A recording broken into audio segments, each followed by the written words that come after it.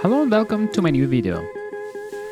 Today we'll make a print from my black and white film, which I made with the Hasseblad 501C in the previous series of my videos. For that we need to start with the adjustment of the enlarger, raise it up and change the lens to 80mm to make a print from 120.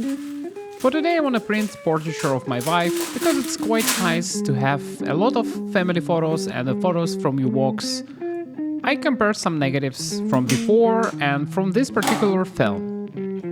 And actually I think I crazy underdeveloped this film, or this is standard look of HP5, which I don't really like. I'm not sure because I don't have a densitometer, and this is probably investment in the looks for the future. This particular shot will be crazy easy to focus because you have eyelashes and you also have a hair which you can really focus up, and this is your reference points for all of the print.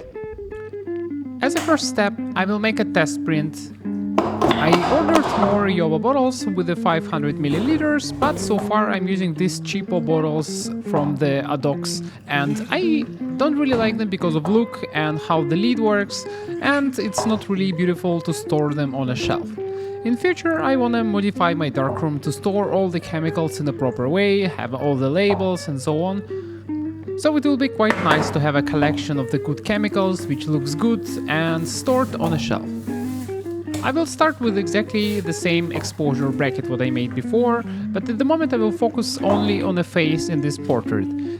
I actually was really big in portraits before, but now my art changed directions and I probably forget a lot of skills and a lot of stuff what I done before with the digital cameras.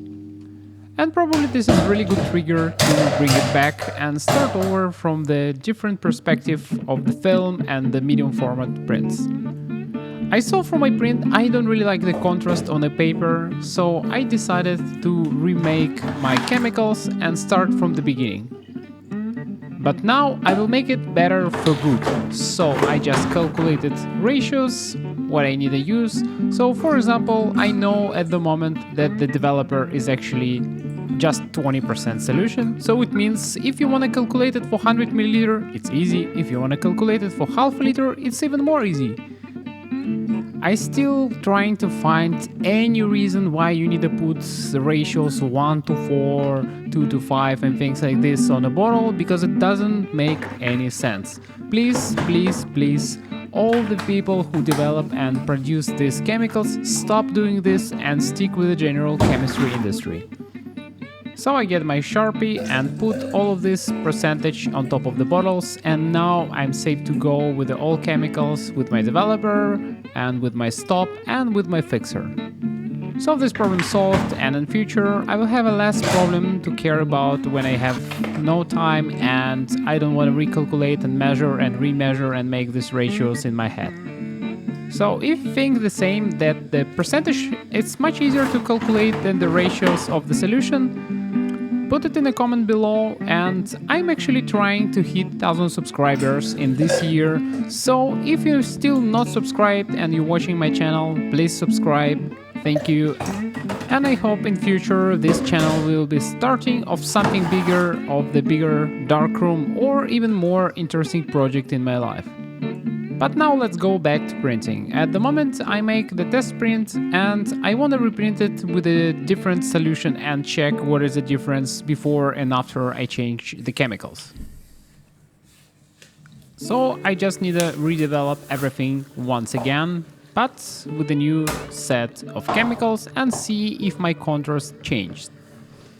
Because I have RC paper, I'm not really sure how it works and how you can control it, but my paper should be crazy contrasty, so it's the most contrasty paper what I have.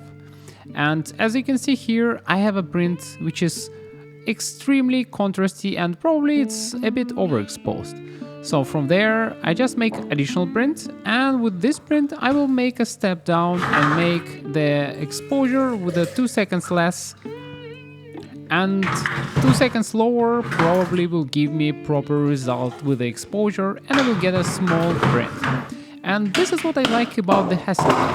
Actually this was a whole idea about 6x6 format, so you can crop it horizontally or vertically in all magazines you want. So at the moment I'm using vertical crop but because picture is square, I can simply rotate the paper and make a horizontal crop. So this is a huge advantage of 6x6, and I don't really like the rotations, and I think the Hasseblad is just a perfect camera for all of these applications. This print has small specks of dust, but I don't really care about them. I'm at the moment trying to learn black and white printing and black and white photography, so I ordered a lot of black and white film, some of the bottles for black and white chemistry, and I'm still trying to get in my schedule and put everything in a darkroom in the proper order. So with exactly the same settings, I print the bigger prints, so it's basically full frame with the frames from the Hasseblad, which I really like, and I don't think this is the best work what I can do, but for sure it's really good print, and I don't see any problems with the sharpness, especially from the Zeiss lens. And that's it for today. Thank you for watching, subscribe, and see you in next videos.